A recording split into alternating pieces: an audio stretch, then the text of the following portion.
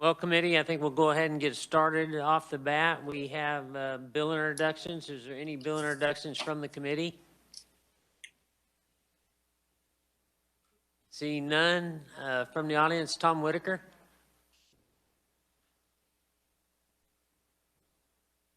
Thank you, Mr. Chairman, members of the committee. I am Tom Whitaker, Executive Director of the Kansas Motor Carriers Association, and I'm here today representing our association, but specifically our Towing and Recovery Division, to request introduction of RSO 780, which, if approved, makes technical changes to the Towing and Recovery lien law.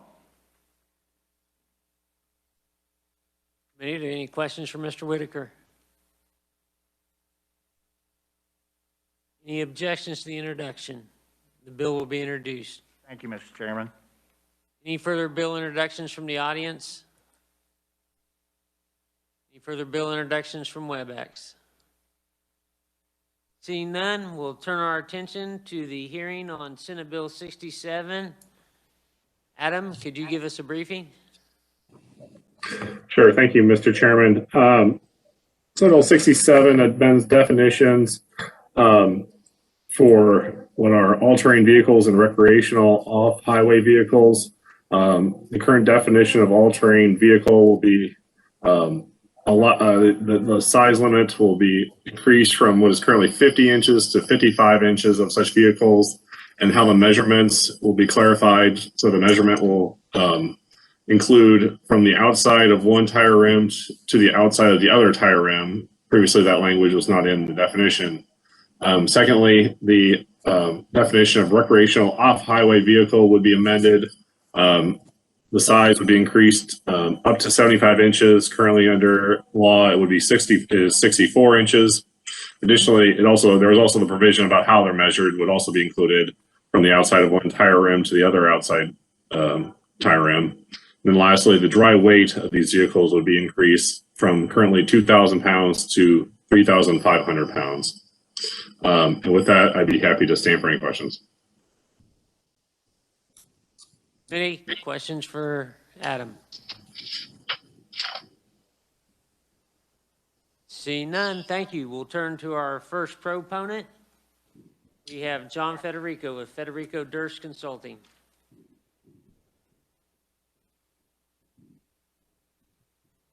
Good morning, Mr. Chairman, and thank you.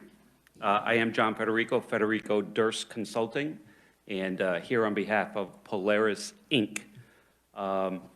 I'll be very brief, Mr. Chairman, and on your list of conferees would be someone from Polaris and also a couple of dealers from across the state.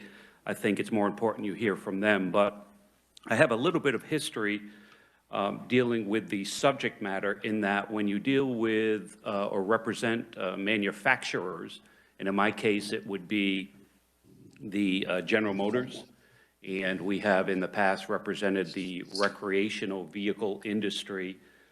Periodically, you need to come in and update statutes and the restrictions on things related to the manufacturing, just to respond to consumer demand, and also what other states around you are doing, and that's exactly where we are right now. I think Mr. Burke will be able to speak to that a little bit more. Polaris is taking the lead on this, but make no mistake about it, it affects all manufacturers of ROVs and ATVs, as it does all dealers throughout the state of Kansas. You heard the simple changes, and if you notice in the second paragraph of my testimony, when I identify this bill as uncomplicated in lobbying terms, that's usually the kiss of death. That's when the wheels come off and there's all sorts of problems, but it is a very straightforward bill. I just want to point out, Mr. Chairman, you see what the bill does. It's important to note what the bill does not do, and it doesn't in any way change where these vehicles can be used or driven and in what manner. So it's just the size and the weight as it pertains to the bill. I am happy to stand for questions, Mr. Chairman, or wait until the end. We have questions. Senator Hawk. Thank you, Mr. Chairman. Going back in history to my time in the House, and Representative Pat George would talk occasionally with his dealership about these mini trucks that often came from foreign countries that were not licensed to be on our highways. Does this have anything to do by increasing these standards, opening the door? And I'm not even sure what a mini truck is and how it relates to an ROV, but is there any connection there? I don't believe so, but I think Mr. Burke, the next conferee, would be the perfect person to answer that. I know you would be unhappy if I didn't get my question into you this week, so. Lay awake at night. Yeah, thank you, Mr. Federico. Thank you, Mr. Chairman. Further questions at the moment for Mr. Federico? See none, thank you. I appreciate the time. Next on the agenda via WebEx, we have J.R. Burke with Polaris. Welcome to the committee, J.R. Yes, thank you, Mr. Chairman, members. Can everyone hear me all right? We can hear you. Is there any way we can get our conferee to brought up on the more larger screen?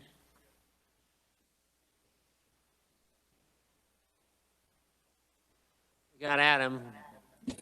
Go ahead, Mr. Burke. All right, great. Well, again, thank you, Mr. Chairman, members of the committee. My name is J.R. Burke. I represent Polaris, Inc., as Mr. Federico explained.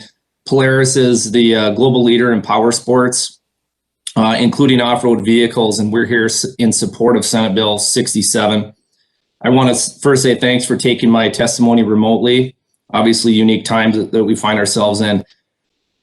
In light of that, one of the silver linings is that the pandemic has uncovered that the outdoor economy is very strong, and power sports is a significant part of that. According to the Federal Bureau of Economic Analysis, the pre-pandemic economy surprisingly accounted for $887 billion in annual consumer spending and 7.6 million jobs across the country.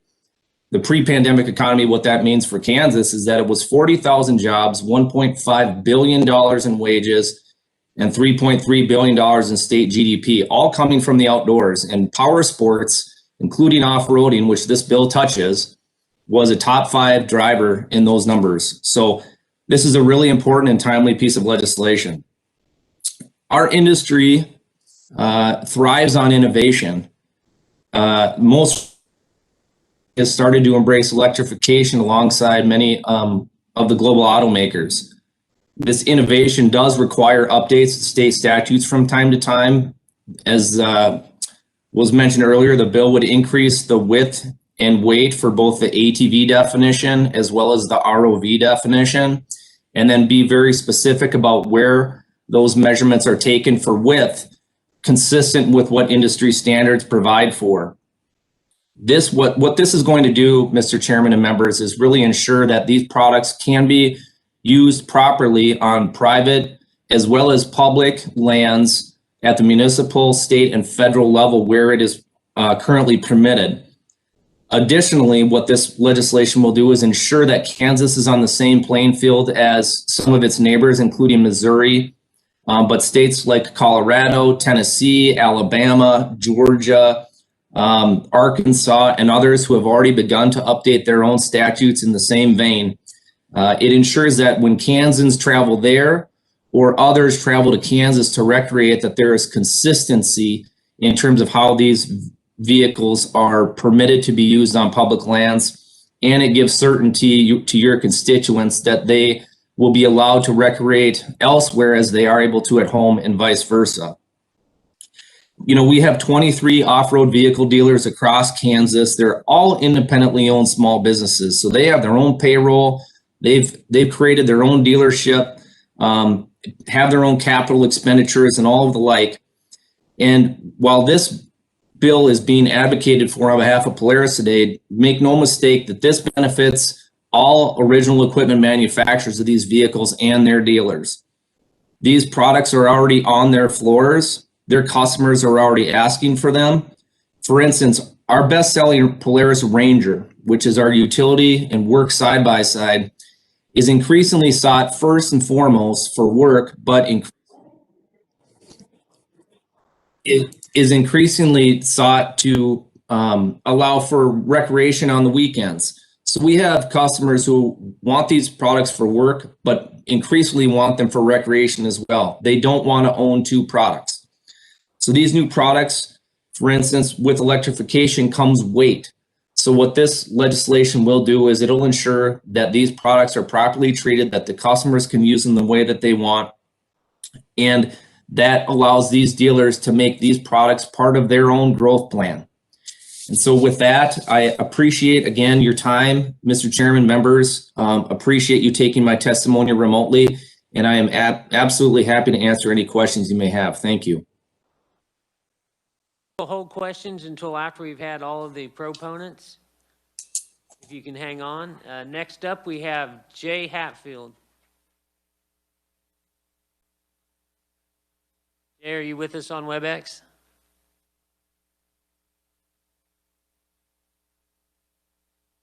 Can you hear me? There we go. We can hear you now. Okay, sorry, I was muted. Thank you for letting me participate this morning.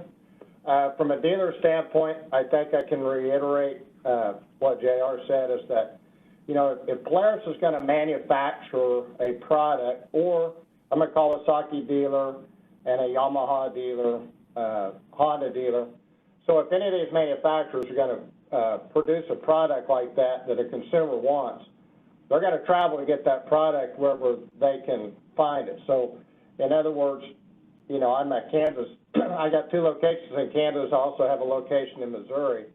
But your Kansas customers will definitely travel across the state line to get a product produced by a manufacturer if they can't buy it within the state. So I really do think it's straightforward that this industry has exploded this last year with all things outdoor, whether it be boats, travel trailers, and really these recreational vehicles.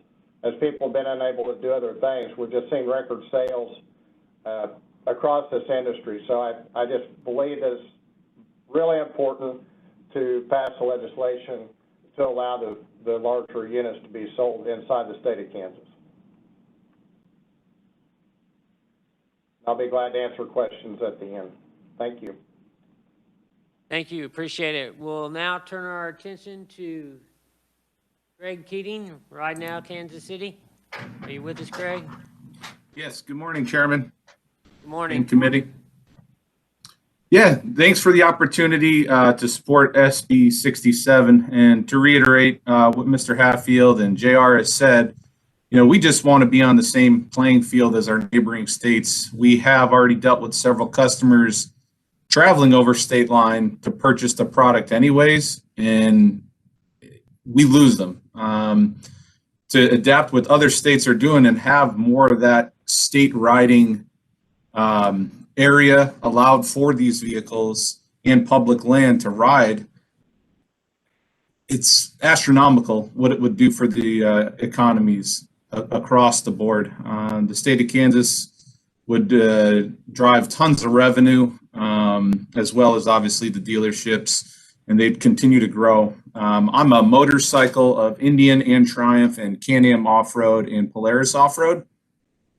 We sell a lot of product, and we have neighboring stores, sister stores in the state of Arizona and Nevada, that pretty much you can ride these vehicles just about anywhere, and there's no hesitation for them to shop out of state. They keep their business in-house, in-state. I do appreciate being a part of this, and if there's any questions, please send them my way.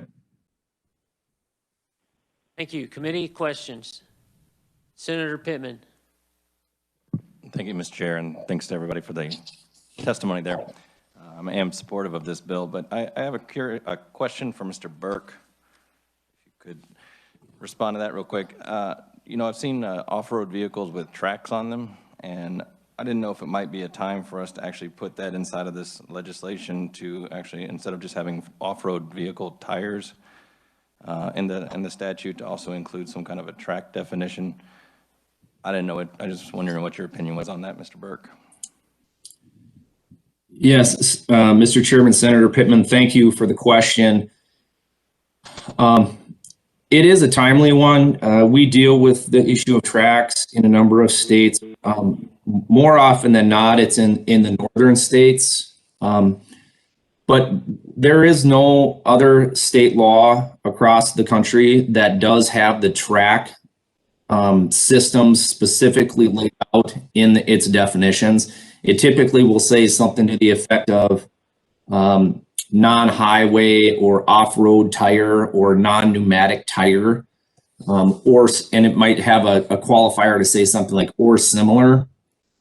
The tracks are very infrequently found, frankly, in use on public land, though in some instances they do find their way there. Typically what you see them on is in particularly the northern states where folks might use them to access their ice fishing houses, or may have to cover like a bog or something to that effect. They do actually cause less damage in places where you have kind of a wetland or something to that effect, so that you can actually transport across the bog rather than dig up the terrain. But we rarely see it inside state statute as specifically spelled out. Okay, thank you, Mr. Burke, and I can't wait for you to have a Polaris manufacturing facility here in Kansas. Senator Pyle. Thank you, Mr. Chairman. I have two questions. My first one, I was not here for the revisor. Is rim-to-rim measurement current law? I don't believe so. Adam, did you hear the question? What's the difference? I did. That was a new provision that would be added in. It was basically less, the old definition or current definition of state law, absent this change, is just the width of the vehicle. So that's inclusion of the rim to rim. I'm not entirely certain how they actually measure them, but that would be a new standard for measurement. Second question, Mr. Chairman. I don't really care who answers this. What are the speed capabilities of the vehicles? Mr. Chairman, Senator Pyle, I can probably answer that best.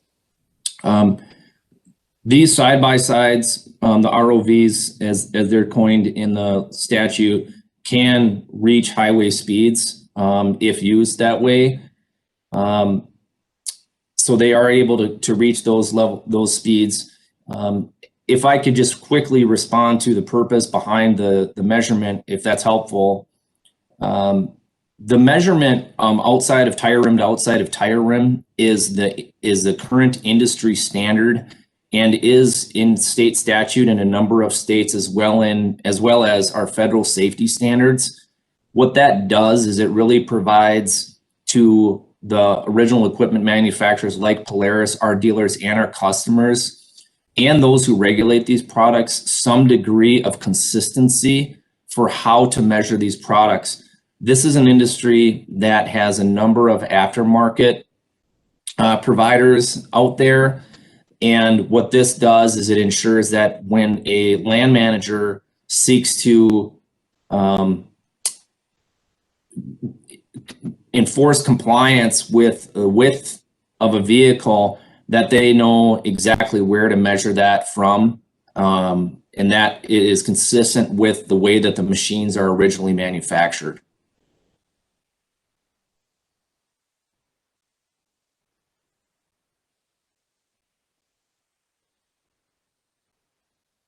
Senator Hawk.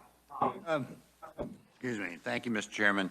Back to that question I asked Mr. Federico, and start with Mr. Burke or whoever. And Mr. Chairman, you probably know as much about this, but I know we've had conversations about mini trucks, micro trucks, there's small commercial vehicles. Does that overlap in any way with these ROVs or ATVs and the changes you're proposing?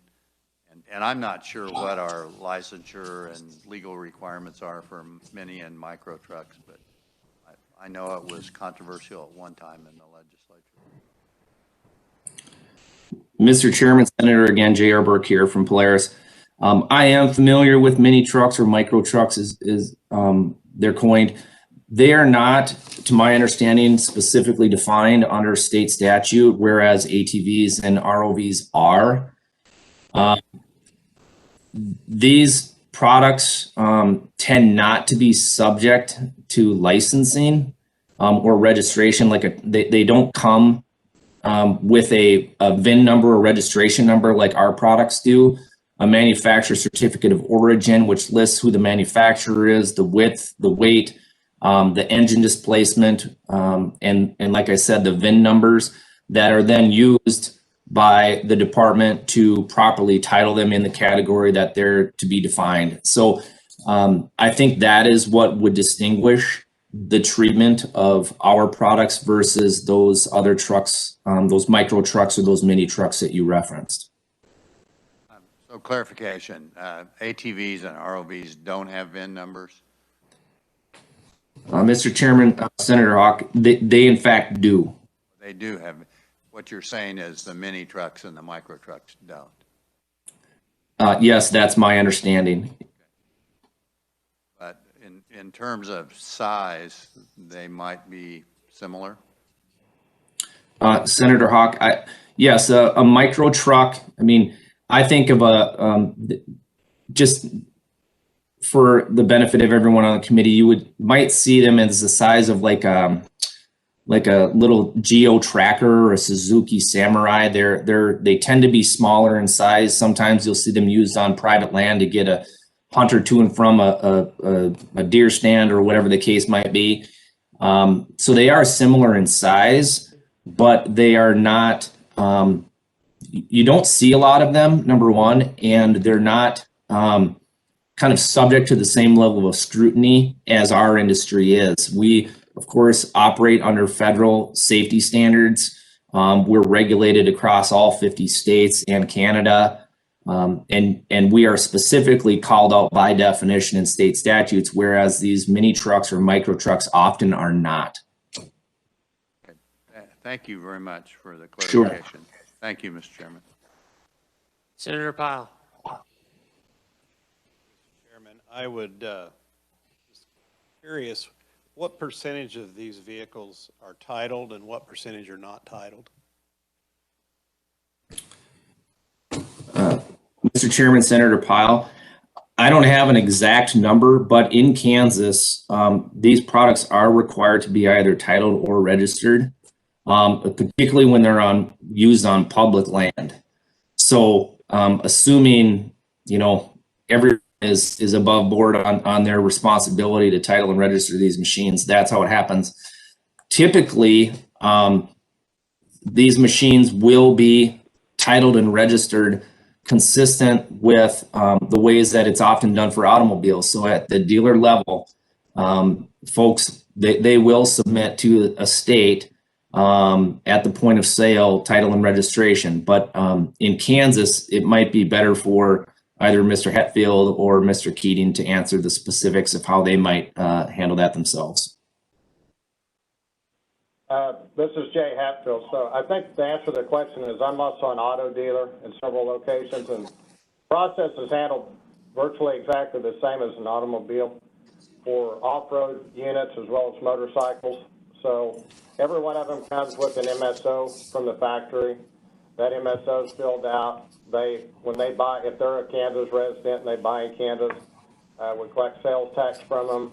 Then they're required, most of them have liens, over 50% have liens on them. So, the lien holder requires them to go file or go register the unit, they have to go register the unit to get the lien perfected. So it's really a very similar process to the automotive business. So if they don't get a lien though, and they just pay cash, what's the requirement for title? Well, they're provided an MSO. So just like if you're provided if you buy an automobile, you're required to go register it. I mean, the customer at that point is, we also provide the state, just like on automobile purchases, we provide the state each month with a reporting mechanism that says everybody that bought something either in state or out of state. So that at the state level, they can determine whether somebody never went and registered that. But at the dealer level or the factory level, we can't control whether a customer takes the next step and goes to the courthouse and registers it. But they are providing an MSO at the time of delivery. Any further questions? Seeing none, we'll turn our attentions now to the opponents. There is none. We have neutral testimony from Deborah Barnes, Kansas League of Municipalities. Welcome back to the committee. Thank you, Chairman Peterson. Good morning. I'm Deborah Barnes, staff attorney representing the League of Kansas Municipalities. So just here to give you the city piece, if you like. And these non-traditional motorized vehicles, they're available in increasing number of shapes and sizes. As you've heard, you've mentioned some other terms. But today we're looking at the ATVs and the ROVs. ATVs can't operate in cities unless a city makes provision for that. And cities can also regulate for other types of vehicles, such as the ROVs, that are also the subject of this bill. And as you've heard, there won't be any change to that. It's only the dimensions of the vehicles which are being changed, and cities will continue to be able to regulate. Cities who want to allow ATVs into the city haven't been able to do that with the larger ones. And we've had a few requests over the last year asking what they should do about these larger ones, and haven't been able to register them. So I think those cities will welcome this development. On the flip side, they do seem to be getting ever larger, these vehicles, and there is now a width measurement specifications. I see that there's no length, and I understand that some of the biggest ROVs can be up to 94 inches, and some of the other definitions in statute, we were just talking about micro utility trucks. I see that the definition in statute for them is there's length as well as width. So this is not, I mean, we're not saying that there should be, but I just note that for some vehicles, there's just width, for others, there's width and length. It seems to depend. So cities, on the flip side, these things are getting ever larger. So some cities will probably continue to exercise their authority not to allow them on their city streets. So our testimony is neutral, and we welcome the fact that cities are able to regulate these matters. I stand for questions. Any questions for Deborah? Senator Pittman. Thank you for the testimony and catching that and pointing out the length and width. Your testimony is always very valuable. Thanks. Thank you. Further questions? Seeing none, thank you. Committee note, we have neutral testimony from Kansas Farm Bureau. Are there any further neutrals? Seeing none, we'll close the hearing on Senate Bill 67. Committee, I would like to turn our attention to working a bill, Senate Bill 36. That is the salvage titling bill we heard last week. I do have a copy of the technical amendment. If Florence, if you would pass that out, the part that was missed when it was drafted.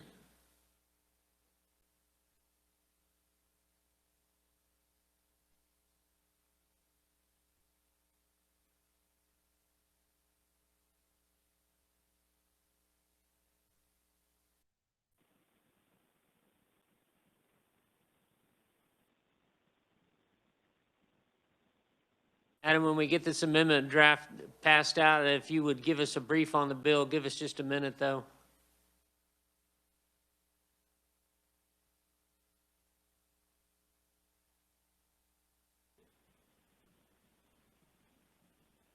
Adam, if you could refresh us on Senate Bill 36.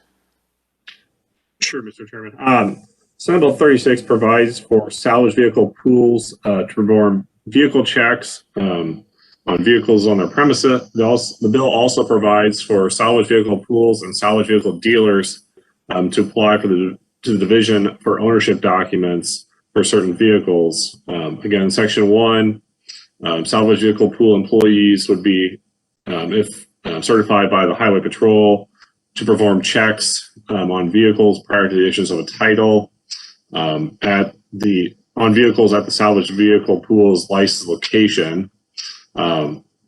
If these vehicles are to be designated as either a salvage vehicle, a non-repairable vehicle, or a non-highway vehicle.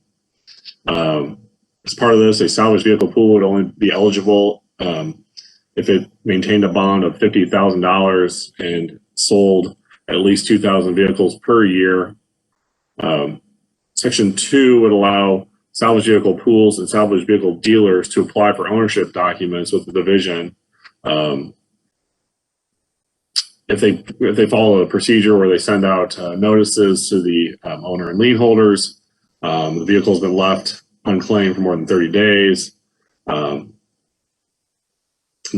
successful application, the division would issue a certificate of title, either a certificate of title, a salvage title, or a non-repairable vehicle certificate, which is free and clear of all liens, security interests, and encumbrances. And as Mr. Chairman said, the technical amendment that had been submitted with the testimony inadvertently left out a few changes that were requested by the requestors. Any questions for Adam on the bill?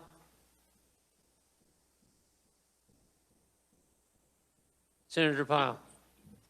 Adam, I'm going to just,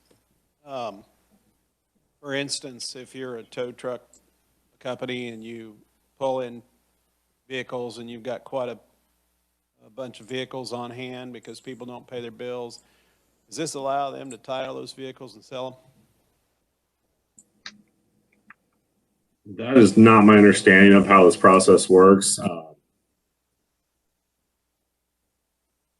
It's my understanding these vehicles have been these are deal with insurance vehicles that have been essentially disregarded. The towing process, I believe, is a different process, but there's a direct. This is not like an immediate sale. I can assure you that there's time limits built in and things like that for recoupment of vehicles. That's about all if there's a further question, I might be able to provide more guidance, but thank you for that. I'm just curious because I know those are some issues out there that some of the tow people are dealing with. And I just wondered if this process was going to deal with that. But anyway, thank you. You might note on page 4 of the bill, I believe, around line 5, it's only salvage vehicle pools that sell at least 2,000 vehicles combined per year from the salvage are allowed to have the employee inspector. I don't know if that helps with your question. Committee, the important piece of this amendment, well, we're talking amendment, I'll offer the amendment. Do we have a second? Seconded by Senator Pittman. The important part of this, I thought, was on the back, which was addressed in part of Ed Clump's, was that it's a salvage vehicle, a salvage pool. It wasn't allowing them to get a clear, clean title. It only would allow them to get the salvage title or non-repairable vehicle certificate, free and clear of all liens. I believe that was really important. It was the intent of the people that brought this to us to have this in the bill, but it was inadvertently left out. So with that, I will stand for questions on this amendment, or Senator Hawk. Thank you, Mr. Chairman. On page 9, line 17, could I have Adam or somebody explain why we're taking out that statement of origin? are you able to hear me? Yes. That was a request by, I believe, Mr. Brad Smoot and Larry Ann Brown to have that removed. It's my understanding that after consultation with KDORs, they don't issue those statements of origins. That was what was at least relayed to me for these vehicles, or they don't have available, and that's why that provision was removed. Normally an MSO comes from the manufacturer. It's a manufacturer statement of origin, comes with a new vehicle. That helps. Committee, further questions on the amendment? Seeing none. All those in favor signify by saying aye. Those opposed? The amendment is adopted. We're back on the bill. Committee, further amendments, or what's your pleasure with the bill? Senator Hawk. Thank you, Mr. Chairman. I move we pass Senate Bill 36 out favorable as amended. Is there a second? Seconded by Senator Dietrich. Further discussion? All those in favor signify by saying aye. Aye. Those opposed? Bill's headed to the floor, favorable for passage. Committee, as we're going to start working bills, we're going to have to be dealing with balloon amendments. We're going to need to contact our revisors, get them as soon as you can. You can either arrange to pick them up and bring them yourself, or make arrangements to get them to Florence, and she will hold on to them for you. Sometimes we work bills when we get time, so try and get a hold of Adam as soon as possible. Adam, do you have anything to add on that procedure? Mr. Chairman, the only thing I might add is, the sooner the better. If you don't note, I'll probably ask any requests how you want to handle them. And as the chairman said, due to confidentiality concerns, we can't just automatically give them to Florence to bring to committee. All amendments are the property of the requestor to offer.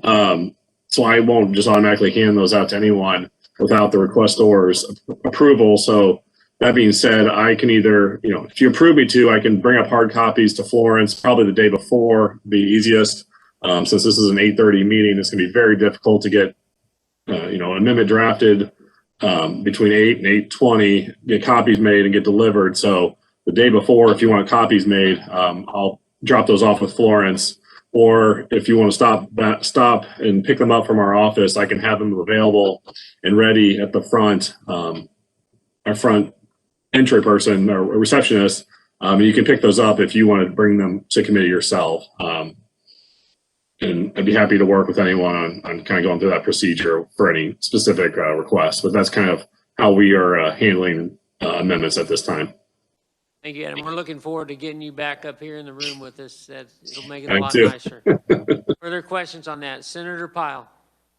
Thank you, Mr. Chairman. I'm just curious about the procedure for if we want to amend an amendment. Once we get it in front of us, having not seen it, are we going to be allowed to do that?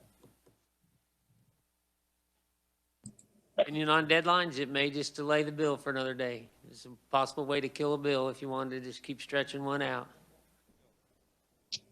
Is there any possibility, Mr. Chairman, that you can give 24 advance notice of what bills you're going to work? We can say that we will try and be working bills. However, depending on how the hearings goes, they come with time. I normally let a bill lay over at least a day before I work it. We'll work on trying to get a little bit of notice out. The way the rules have been changed and everything, it's been difficult lately. Any further questions? Seeing none, we're adjourned.